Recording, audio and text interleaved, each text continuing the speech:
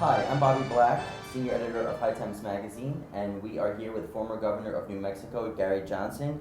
Governor, I want to thank you for taking time out from your busy schedule to come and speak with me today. You bet. Thank you.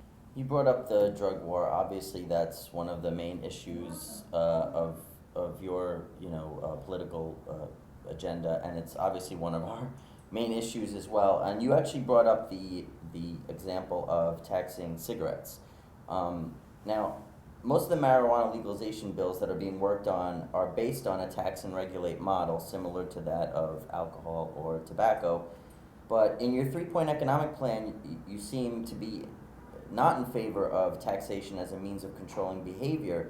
So how do you reconcile the desire to limit government and taxation with the sin tax model? Well, when you look at the costs associated with the drug war, half of what we spend on law enforcement, I'm opposed to the drug war A through Z, but coming at it from the standpoint of the amount of money that we spend, half law enforcement, half the courts, half the prisons, 1.8 million arrests every single year, 2.3 million people behind bars in this country. I just think that right now, with the economic climate as it is, with the political awareness where it is, I think there's a real palatability amongst Americans to legalize marijuana right now. I think we're a couple of years from a tipping point making this happen.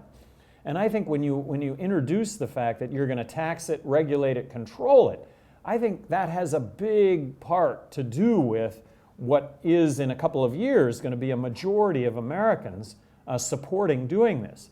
I think within that model, within a legalized marijuana environment, that people are going to grow their own, and that is not going to be subject to tax.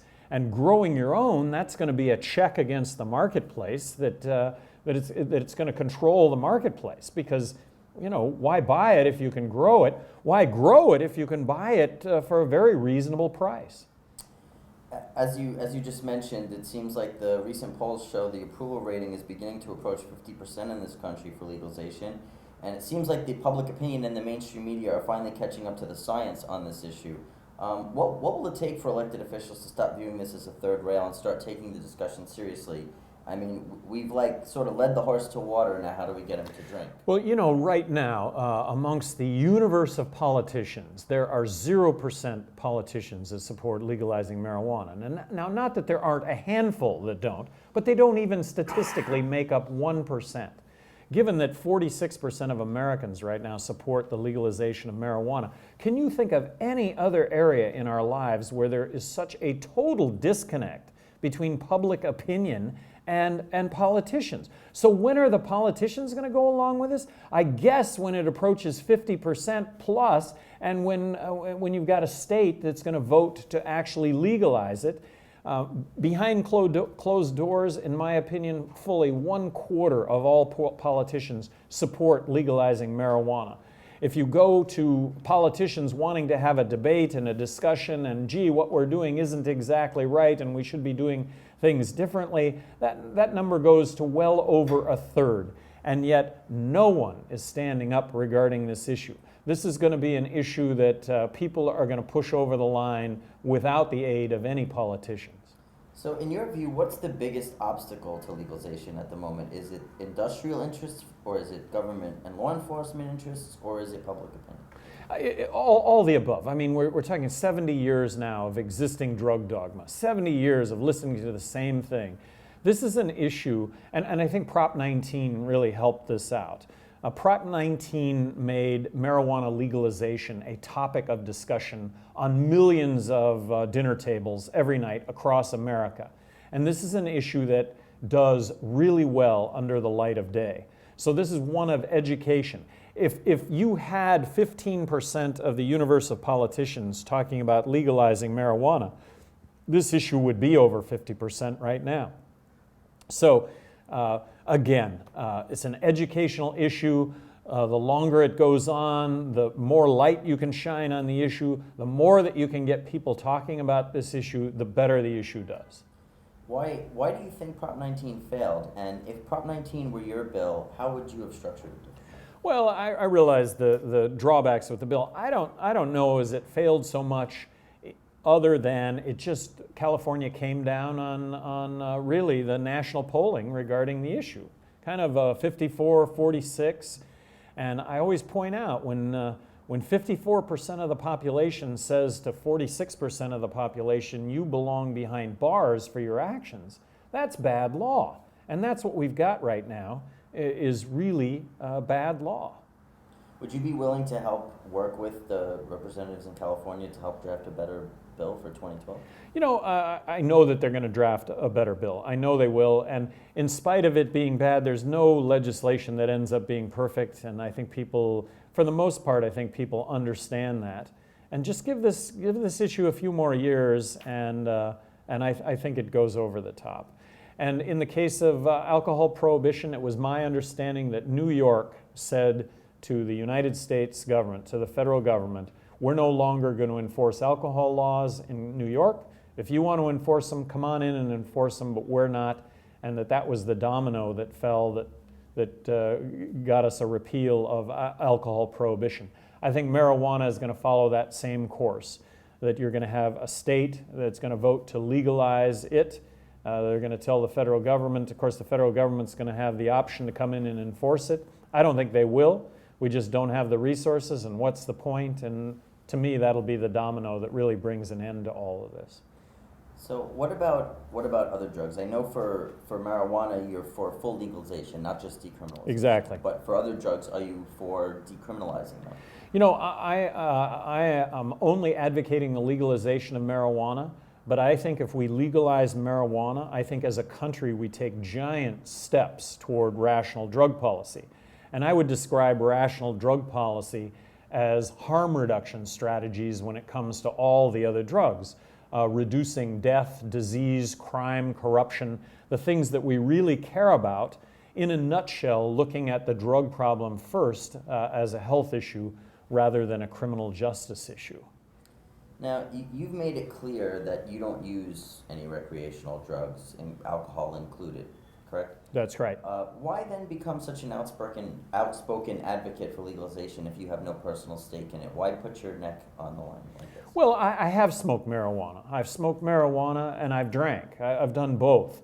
I don't do either today, but in my experience, there was a big difference between the use of alcohol and marijuana. And the big difference is marijuana is a lot safer than alcohol. I've always maintained that by legalizing marijuana that you would have less overall substance abuse because people would find marijuana as an alternative to perhaps alcohol. And it's responsible use that I'm talking about. It'll never be legal to smoke pot, become impaired, get behind the wheel of a car, or do harm to others. And it's never going to be legal for kids to smoke pot or buy pot. And under what system is it more readily available to kids? The one that exists today where the person that sells marijuana also sells harder drugs, or a situation where kids have to produce an ID to buy it in a controlled environment similar to alcohol? I think you could make the case that less pot would be available to kids under the former phenomenon. Now, how would you advocate handling a situation such as driving under the influence with marijuana? Because the current system, they test your blood, and we both know that marijuana stays in your blood for up to 30 days. So you can be pulled over, tested, and they find marijuana in your blood, and they say, oh, you were driving while impaired, when in reality, you may not have been high at all at the time. Is there a better way to handle this situation? Well, not a better way. There's only one other way to handle it, and that's reality-based. What people don't understand is when it comes to a drug test for marijuana does not test for impairment. It simply tests for presence of marijuana. Well, that's not impairment. So as part of this whole process, impairment is going to have to be established. And impairment, again, would not be the presence of marijuana because having conducted many drug tests myself, I know that somebody who's smoked marijuana for years might quit and 3 months later still test positive for marijuana in their system, although there's no impairment present. So big issue, big understanding issue. Do you think that a new legalized marijuana industry in the United States can help save this economy? Well, not, first of all, it would make a huge positive, have a huge positive impact on all of our lives if tomorrow law enforcement woke up and actually went out and enforced real crime against you and I, as opposed to catching individuals selling small amounts of drugs, which is really what they're out to do, half of what they do every single day. That's going to make a huge difference. It's going to make a huge difference when half of what we spend on law enforcement, the courts, and the prisons is no longer half of what we spend. It's going to make a huge difference when we no longer have 2.3 million people behind bars for arguably committing victimless, nonviolent crime. So that's going to make the huge difference. When it comes to the economic impact of taxing marijuana, for example, I've heard numbers that could be anywhere between $7 and $11 billion nationwide.